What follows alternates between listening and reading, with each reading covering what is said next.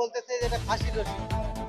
দেখেন এটা কিন্তু সাধারণ জিনিস না, দেখেন এই যে, দেখছেন এটা কেউ এই দড়িটা উনি নিয়ে যাবে, ফাইলগুলি নিয়ে যাবে। এখন আপনারা মিডিয়ায় পরিশোধন কি ভাই, কোথায় পেলেন এটা? এটা পাইছি শেখ হাসিনা রুমের বারান্দায়। এটা ওরা বলতেছে যে এটা ফাঁসির রশি, এবং এরকম রশি দিয়েই বরাবর ফাঁসি দেওয়া হয়, আমরা জানি। এই যে দেখুন, আর এই যে কিছু গোপন কিছু ফাইল পাওয়া গেছে, আর এই রশিটা, এই যে দেখেন রশির মধ্যে একটু এই যে রক্ত লাগানো, এই যে দেখেন ফাইলে কি আছে দেখা, এবং রশিটা অনেক শক্তিশালী। এই যে এখানে দেখেন এটা চামড়া লাগানো আছে, দেখেন এই যে মনে হচ্ছে মানুষের, এটা কোনো সাধারণ, আমি এই যে উঠাচ্ছি না, এটা মনে হচ্ছে গলার কোনো চামড়া লাগানো আছে, দেখেন এই যে এই যে দেখুন, এটা 32 নম্বরে পাওয়া গেছে, দেখুন এই যে ফাঁসি রশি। এটা যাকে দেখাচ্ছি সে বলতেছে এইরকম রশি দিয়ে ফাঁসি দেওয়া হয়। এই যে দেখুন, জি আমি পেয়েছি। এটা আমি ওই যে শেখ হাসিনার রুম যেটা বলতেছে, যেখানে উনি থাকতো, ওই রুমের বারান্দায় ছিল এটা, পুরাতন ভবনে। জি জি, এই যে দেখুন, এবং অনেক শক্তিশালী, এটা কোনো সাধারণ রশি না, এখনো যে কাউরে ফাঁসি দেওয়া যাবে। হ্যাঁ, এবং এই যে দেখেন না কয়েক স্তর বিশিষ্ট, দেখেন এই যে, আর এই যে লাল এই রংটা দেখে অনেকে বলতেছে রক্ত। আপনার কি মনে হচ্ছে আসলে কি রক্ত? আপনি কি ভালো আমার মনে হচ্ছে যে এটা দিয়ে ফাঁসিয়ে দিয়ে, দেখেন মানুষের গলার চামড়া লেগে আছে এরকম, দেখেন এই যে দেখেন, এই দেখেন আমি এটা সরাচ্ছি না, বেশি হাত দিলে উঠে যাবে। দেখেন এটা কিন্তু সাধারণ জিনিস না, দেখেন এই যে দেখেন, দেখছেন এটাকে হবে, এটাকে আমি মনে করব যে এটা আসলে তদন্ত করা উচিত, এটা কি আসলে। হ্যাঁ, আপনি কি নিয়ে যেতে চাচ্ছেন নাকি কোথাও? এটা আমার কাছে রেখে দিব। হ্যাঁ, যদি কোনো সময় আমার কাছে চাই, আমি কোনো তদন্ত স্বার্থে আমি দিয়ে দিব, আমি আমার কাছে রেখে দেবো। চেষ্টা কোনো যে বাহিনী আছে, পুলিশ বাহিনী বা যারা তদন্ত করে, আমি বলবো এটা তার কাছে দিতে চাচ্ছেন? এটা কেউ চাইলে অবশ্যই দিব। আমি যদি চাইলে তারই দেওয়া হবে। দিতে চাচ্ছেন? আমি স্বেচ্ছায় তো দিব অবশ্যই। এটা যদি কোনো তদন্ত কাজে, এটা যদি কোনো ফাঁসি বা এটা জাতীয় কোনো কাজে ব্যবহৃত হয়ে থাকে, এটাকে নিয়ে অবশ্যই তারা ইয়ে করবে। আমি দিব, আমি দেওয়ার জন্য প্রস্তুত। এই জিনিসটা আমি খুঁজে বের করছি, এটা বারান্দায় ছিল। অনেকেই বলতেছে আসলে ফাঁসির দড়ি এরকমই হয়, এমনি সাধারণ একটা রুমে এরকম দড়ি তো, রশি তো পাওয়া যায় না। এরকম একটা রশি কিন্তু একটা কাপড় ঝুলানো বলেন যে কোনো কাজে এটা কিন্তু ইউজ করে না। এটা এই যে কয়েক, এই যে দেখেন, এই যে একটার সঙ্গে আরেকটা মোড়ানো, তিনটা একটা মোড়ায় এরকম শক্তিশালী একটা রশি। এটা সম্ভবত, আর এটা কিছু ফাইল, এটা গুরুত্বপূর্ণ কিছু, এটা কিছু ম্যাপ আছে এখানে। এই যে হোসেন সরওয়ার্দীর একটা ছবি আছে, হ্যাঁ হ্যাঁ, অনেক আগে। এই যে দেখেন, এই যে দেখেন, হ্যাঁ, ছবি আছে আছে আছে ছবি আছে।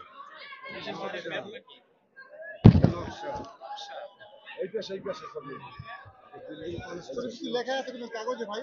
হ্যাঁ, এগুলা ভাই ছোট ছোট কাগজ, সব একবারে দেখানো যাবে না, পরে দেখাবো আমি অবশ্যই। অনেক ছোট, এই দেখেন কোনো লেখা পাইছেন কি আপনি? এখানে, একটা লাইন বলতেন বা যেটুকু আপনার মনে আছে। এখানে এমনি আমি বলি, এখানে লেখা বলতে কি, আমি পড়ি নাই, আমি যা সংরক্ষণ করে নিয়েছি, আমি ফ্রি সময় বাসায় গিয়ে পড়বো, এটা দেখবো। বের করে দেখাতেন আমাদেরকে। আর তেমন কিছু বড় কিছু না, ছোট ছোট কাগজ এগুলা, এগুলা বের করলে হারা যাবে।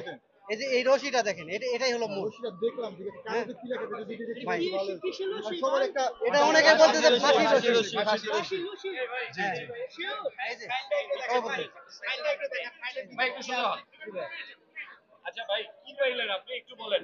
আমি এই যে একটা এই রশি পাইছি, এটাকে সবাই ফাঁসি রশি বলতেছে। হ্যাঁ, এরকম রশি দিয়ে নাকি ফাঁসি এটা দেওয়া দিয়ে হয়। যদি ছাগল বাঁধতে দেন তো ছাগল বাঁধার দড়ি না, হবে। এটা স্বাভাবিক কথা। এই যে দেখেন, ফাঁসি রশি এরকমই হয়। আচ্ছা, আর কি আছে আপনার হাতে? আর একটা পুরনো একটা ফাইল, এটা অনেকে বলতেছে, এই 32 নম্বর বাড়ির জি জি দলিল এখানেই পাইছি। একটু বের করেন তো দেখি দলিল কি না, আছে। আসলে এই যে এখানে কিছু পুরো ম্যাপ আছে। হ্যাঁ, আর এখানে এই হোসেন সরওয়ার্দীর কিছু ছবি আছে। আচ্ছা আচ্ছা, আমরা দেখতে পাচ্ছি একজন ভাই, তিনি 32 নম্বর বাড়ি থেকে, বেসমেন্ট থেকে এই জিনিসগুলো পেয়েছে। অনেকে দাবি করছে এই দড়িটা কোন একটি কাজে ব্যবহার করা হয়েছিল পুরান বাসা থেকে। হ্যাঁ, এটা পুরান বাসা থেকে পেয়েছে। আচ্ছা আচ্ছা, দর্শক আমি কোনো মন্তব্য করবো না, আমরা কোনো বলবো না, কিন্তু আমরা আপনাদের কাছে ছুড়ে দিলাম মন্তব্য যে এটা আসলে কি হতে পারে। এই যে এটা কি? এটা হোসেন সরওয়ার্দীর একটা ছবি, এই ফাইলের মধ্যে ছিল। আচ্ছা, কোনো টাকা পয়সা ধন সম্পদ আছে একটু ভালো করে না, দেখেন। টাকা পয়সা কিছু নাই। টাকা পয়সা থাকলে আমি এখানে কারো দান করে দিতাম। আর এটা একটা ম্যাপ, একটা কি একটা ম্যাপ জানি না আমি। ভিতরে কি আছে ওগুলো একটু দেখালে ভালো হতো। বের করেন ভাই। দেখেন, আসসালামু আলাইকুম, আমি একটু ওনার বিষয়ে কথা বলতে চাচ্ছি। জি জি জি, আচ্ছা, আপনি এইগুলি কি করবেন? এগুলো আমার কাছে রেখে দেবো আচ্ছা শুনেন, আমি যে পয়েন্টে কথা বলবো আজকে 32-36 নিয়ে আপনারা যারা মিডিয়ার লোক আমাকে চিনছেন, আচ্ছা আচ্ছা আমি এই 32 নিয়ে কথা আর বেশিটা বলতে চাই না। যেটুক বলছি, না না আমি আচ্ছা, আচ্ছা, বলুন। ওনার পক্ষ থেকে আমি বলিনি। আচ্ছা আচ্ছা এখন আমি বলি এই দড়িটা উনি নিয়ে যাবে, ফাইলগুলি নিয়ে যাবে।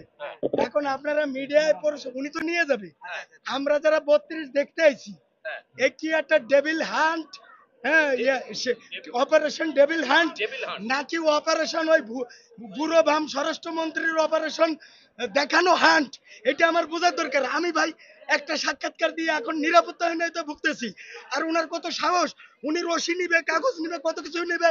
এই জন্য হান্ট মান্ট বাদ দিয়া আগে যারা 32 ভাঙছে তা না, যারা দেখতে আসছে এবং যারা জুলাই যোদ্ধা তাদের তাদের নিরাপত্তা দিতে হবে। আমার মোবাইলে এখনো দেখেন আওয়ামী লীগের দোষরা এখনো হুমকি দামকে দিচ্ছে।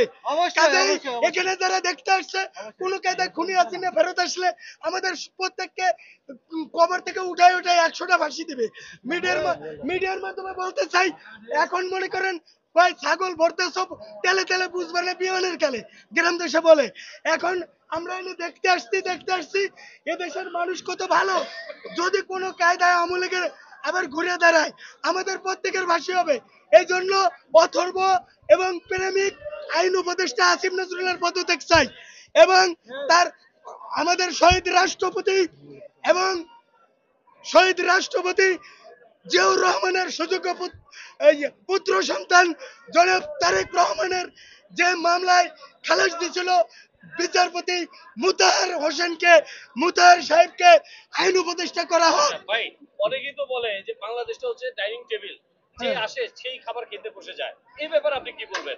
কারণ এই ডাইনিং টেবিলে যেই ক্ষমতা আসে তারাই বসে, এই ব্যাপারে আপনি যেই মক্কায় যায় সে হয় হাজি। এখন ওই চেয়ারে যেই যায় সেই, তবে আমি ইউনূস স্যারকে মন্তব্য করব না, উনি একটা আমার মন্তব্যের বাইরের লোক, উনি ভালো লোক, কিন্তু ইউনূস স্যার আর 2-4 জন 6 জন উপদেষ্টা